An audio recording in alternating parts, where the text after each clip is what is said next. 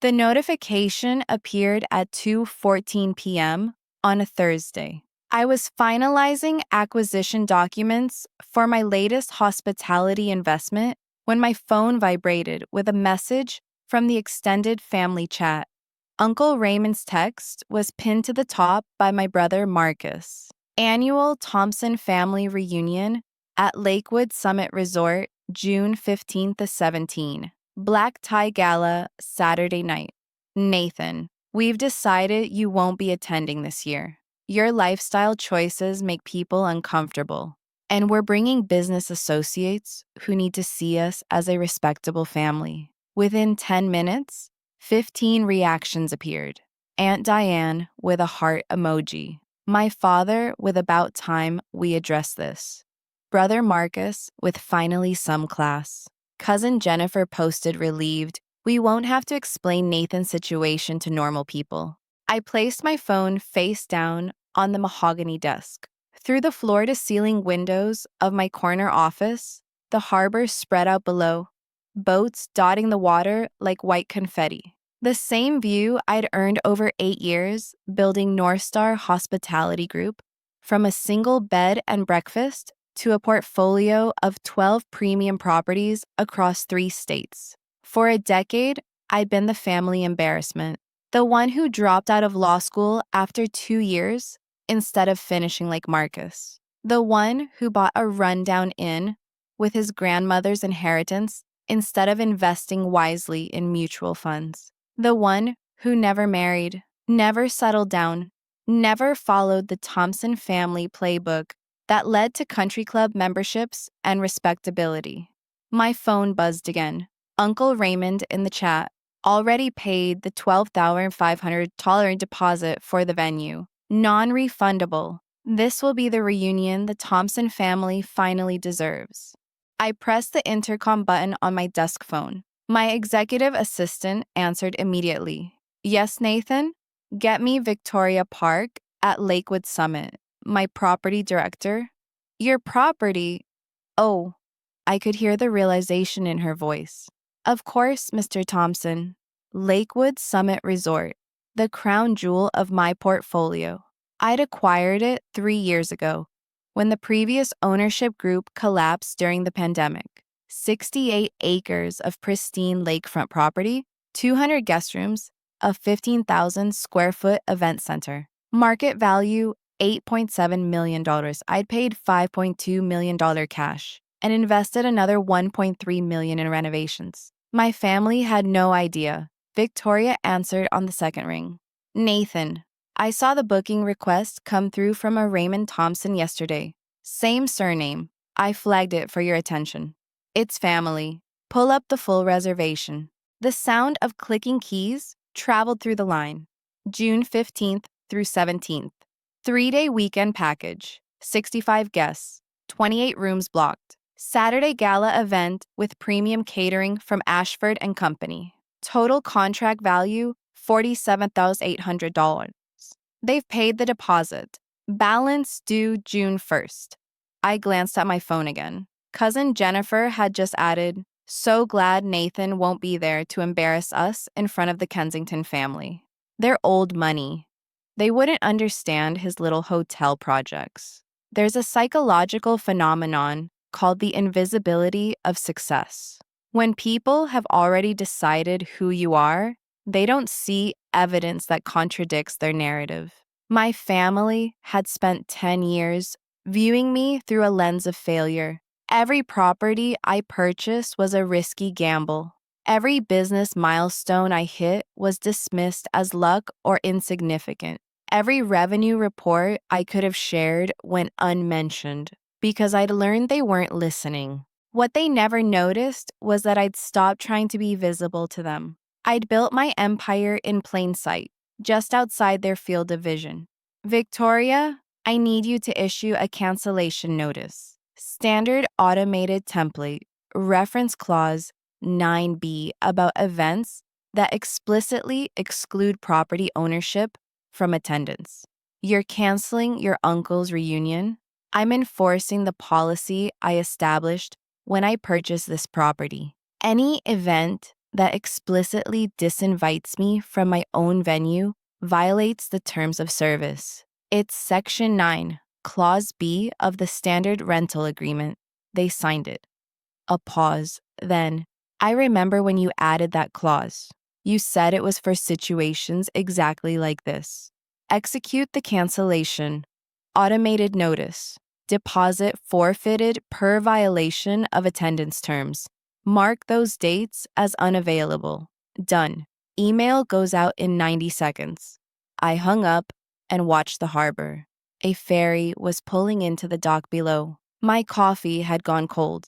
I didn't care. The thing about family power dynamics is they only function when everyone accepts their assigned role. For 10 years, my family's structure had been simple. They were the successful ones. Marcus with his law practice, Jennifer with her surgeon husband, Uncle Raymond with his car dealership empire. I was the black sheep who'd made questionable choices and needed gentle dismissal at family functions. But power structures collapse when the foundation shifts. 67 seconds after I hung up with Victoria, my phone exploded. Uncle Raymond called first. Voicemail. Then Aunt Diane. Voicemail. My father called twice, in quick succession, both voicemail. The family chat became a digital battlefield. Raymond. My reservation was just canceled. Deposit gone. This is outrageous. Marcus. Can you rebook somewhere else? There has to be other venues. Raymond. Everything decent is booked for June. I've called 6 places. We'd have to move to September or settle for some mediocre conference hall. Father. This is a catastrophe. Who cancels a family reunion? Jennifer. Maybe we can rent someone's lake house? Raymond. I invited the Kensingtons, the Blackwell family, and Douglas Hartfield from the yacht club. I cannot host them at a lake house. I opened my laptop and accessed the reservation system. Victoria had already documented everything. Cancellation executed. Owner exclusion clause violated.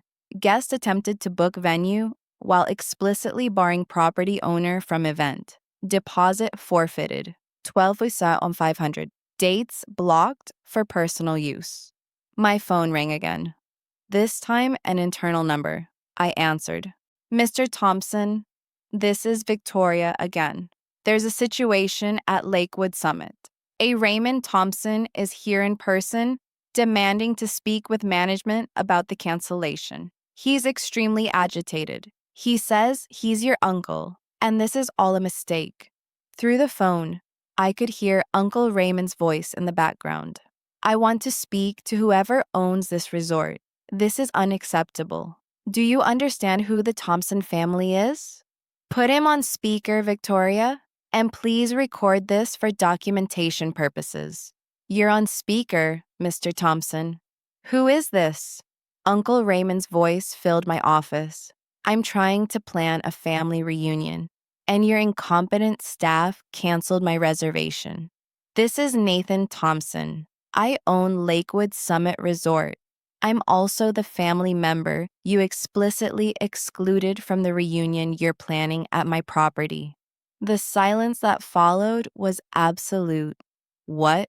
Uncle Raymond's voice had dropped to barely a whisper. I purchased Lakewood Summit Resort in March 2023 for $5.2 million. I've owned it for 3 years. You booked my property for a family event and specifically stated I wouldn't be attending. Section 9, Clause B of your rental contract clearly states that any event which excludes the property owner from attendance will result in immediate cancellation, with forfeiture of all deposits. You signed that contract, Uncle Raymond.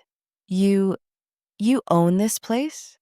I own 12 hospitality properties across 3 states. Lakewood Summit is one of them. Others include the boutique hotel where Jennifer had her wedding reception, the conference center where Marcus hosts his legal seminars, and the waterfront inn where Dad celebrated his retirement. My portfolio value is $31 million.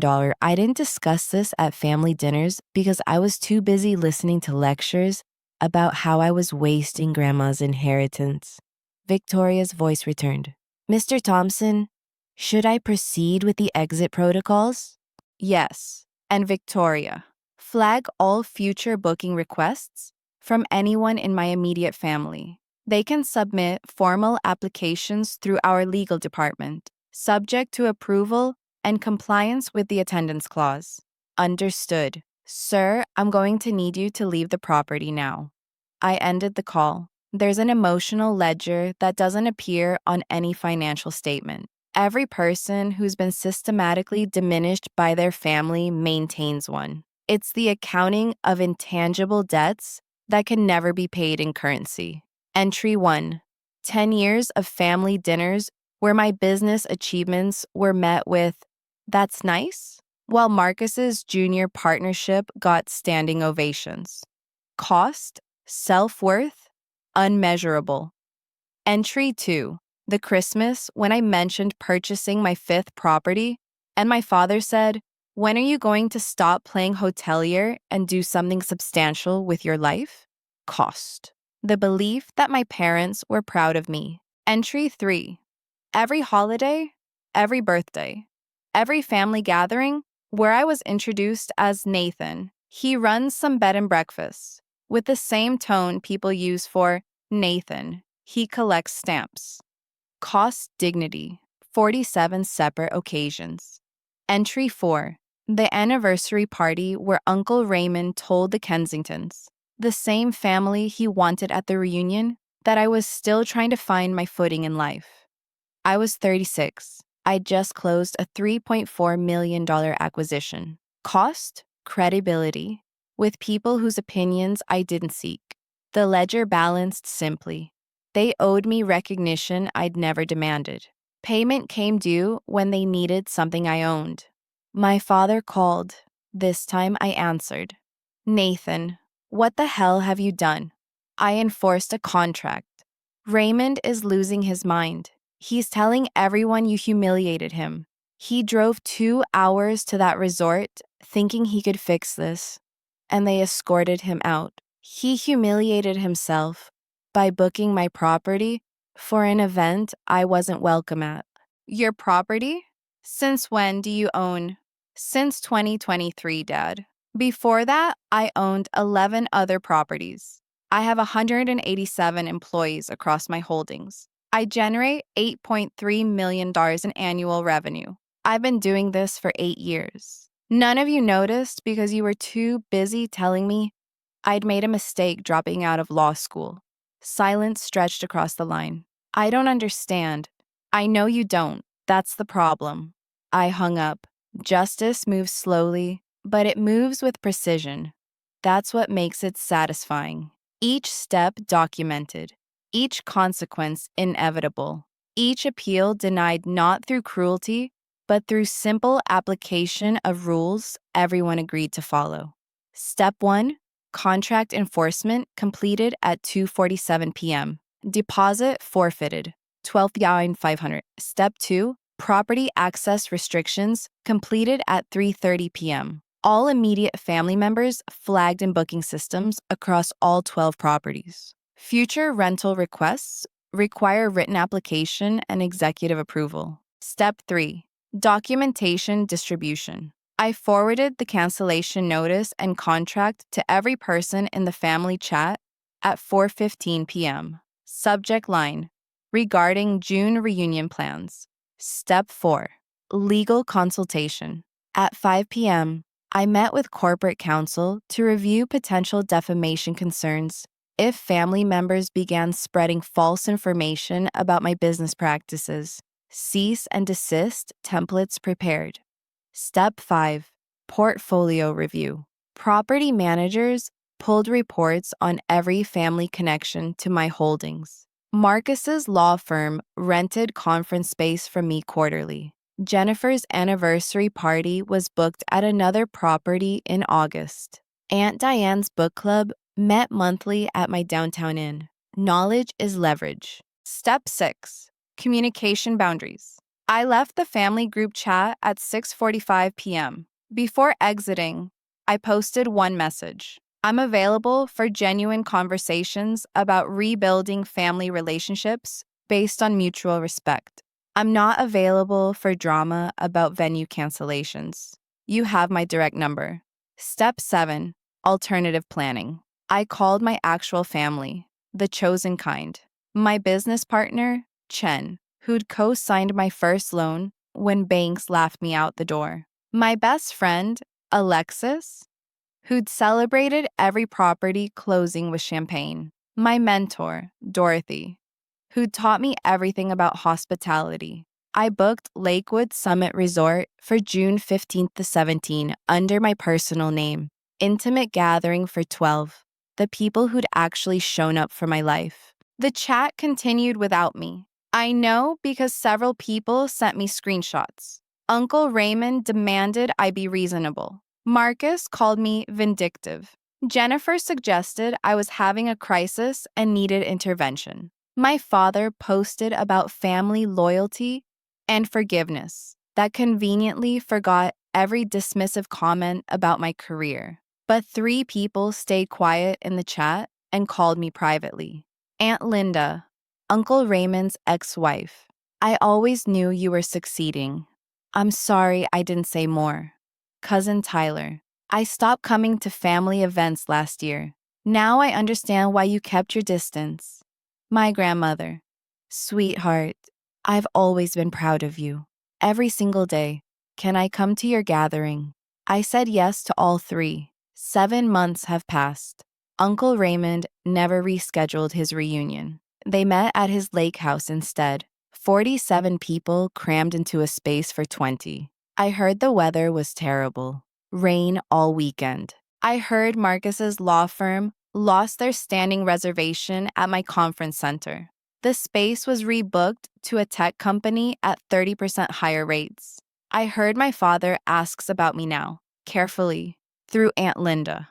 Whether I'm well, whether I'd consider Thanksgiving. I heard Jennifer tried to keep her anniversary party booking. The request required written application. It's still pending. My June weekend was perfect. 12 people, 3 days of genuine conversations, lakefront dinners, sunrise kayaking. Chen gave a toast about chosen family. Dorothy told stories about my first disastrous attempt at running an inn. Alexis reminded everyone about the time I negotiated a deal while stuck in an airport during a snowstorm, closing it from a payphone. My grandmother held my hand during sunset on the dock. You know what's beautiful? She said.